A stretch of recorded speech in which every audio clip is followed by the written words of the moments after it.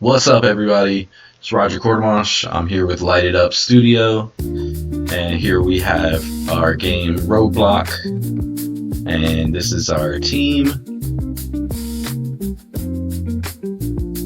So you can see in the upper right-hand corner,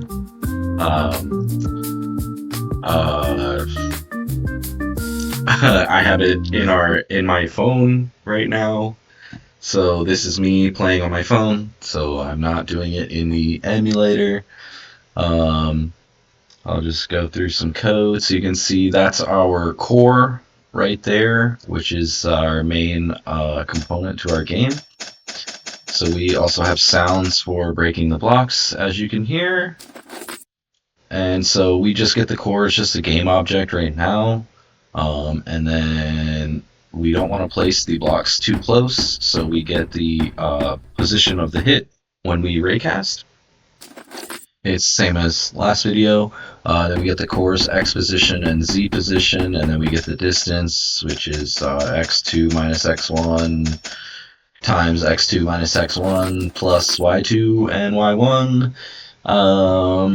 And then if that distance is greater than 10, then we can instantiate a block.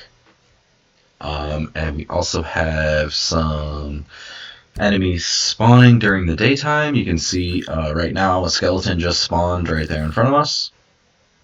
So for that one, we just have a list of the enemy spawn points, and we have it set to 10 spawn points right now.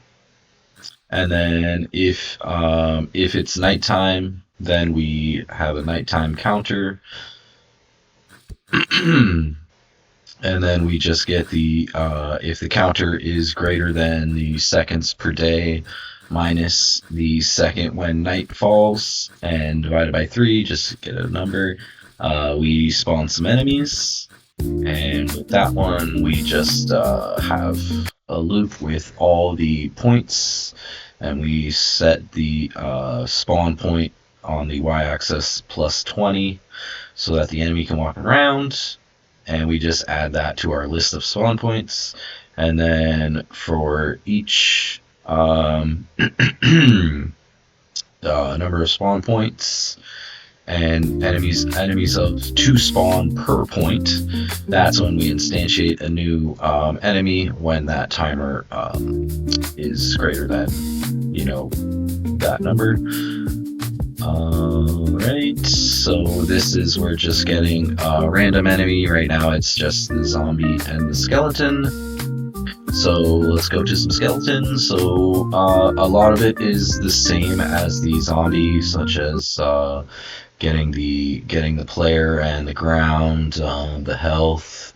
When it's patrolling, it just gets a point. The difference is the attacking. It's a projectile shooter, so it shoots an arrow, and it has increased sight and attack range, obviously. Yeah, everything else is pretty much the same as the skeleton as far as the audio and whatnot. So on update, we're always going to try to find the player. And the insight range is just a fear check from the position of the enemy to the sight range, which is 20, and it's looking for the player layer mask. And the same with attack range, same thing. So if the player is not in sight, we'll just patrol. And then if the player is in sight but not in attack range, we'll just chase the player, and then it will stop once it hits the attack range and try to shoot. And this is, if the player is in sight and in attack range, that's when we start the co-routine of the attack loop. So patrolling, we just get a random point and walk around playing a sound. Chase the player just sets the destination to the player's position, and it makes it face the target, which is the player. And then on the attack loop, we start to shoot an arrow, and then wait, and then we set the attacking back to false.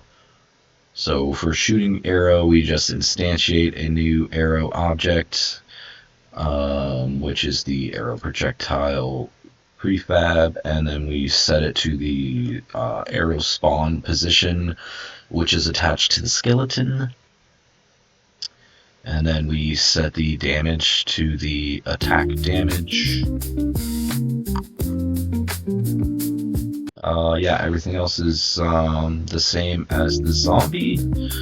So now we also have some players dying. You can see I died a few times because we can't kill the zombies yet. So we're just getting a respawn point, which is where the player dies. And then we checking the health. If it's below 0, then we respawn the player, which is setting the player's position to that respawn position, and setting the health back to the max, and updating the health bar. Yep, that was it for this one, so I will pause that and just run it again one more time, just so that I can walk through it. So main menu hasn't changed. Yeah, it hasn't changed at all. I'll just go run the game. So on the right side, I can move my camera. We can walk around, same as normal. And I can walk over to this tree and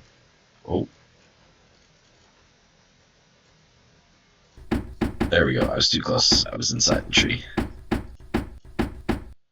So I added sounds for the trees and adding stuff to the inventory. I can walk over to the iron, break the iron. I have different sounds. We have different sounds for different materials. I pick that up. Okay, and then this red cylinder is our core. And you can see I'm trying to place a block right now, but it's too close. So I need to move a bit farther. There we are. So currently, it's not on a grid system, so you can place blocks inside of other blocks like so, which we do not want. And here comes some zombies. So they're hitting me right now. If I here, and they got me. Can't see I'm trying to show the health bar, but there's too many. It's too many. Okay, you can see the health bars going down, and the player respawns. I believe that's everything for this video. This is the alpha build of the mobile game, RogueBlock. Thanks a lot. See you later.